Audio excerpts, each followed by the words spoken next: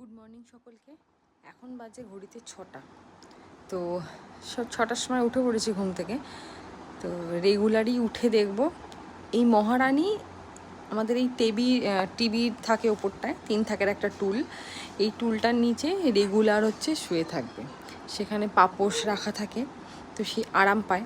পাপোশের মধ্যে উঠে মহারানী রেগুলার শুয়ে থাকবে আর এরকম করে পায়ের ফাঁক দিয়ে এ মাথা একবার ও মাথা করে করে ঘুরোঘুরি করবে। কারণ হচ্ছে ওনার সারা রাত্রির পরে ভোরবেলা উঠে খিদে পায়।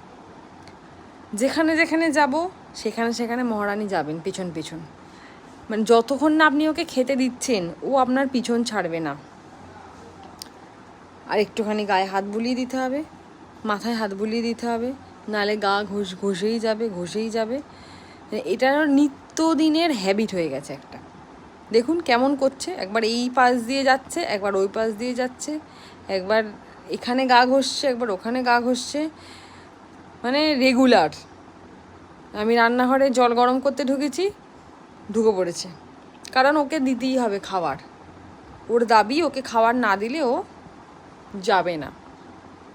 এই যে খাবারটা আমি নিয়ে যাচ্ছি, এবার হচ্ছে যাচ্ছে পেছন পেছন, এই যে যাচ্ছে, কিরম পায়ে পায়ে পায়ে পায়ে হাঁটবে।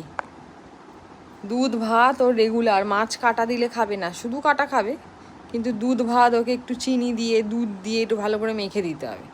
এই যে দিয়েছি, এবার দেখুন কেমনভাবে খায় ও।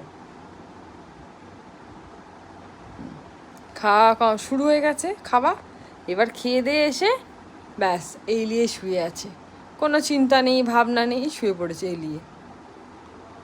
জানে যে আমাকে আর এখান থেকে বের করবে না, আর আমি ওখান থেকে যাব না। এই যে দেখুন কেমনভাবে শুয়ে আছে, দেখুন মহারানীর মতো। তো যাই হোক, এইভাবেই চলছে নিত্যদিন। তো টাটা।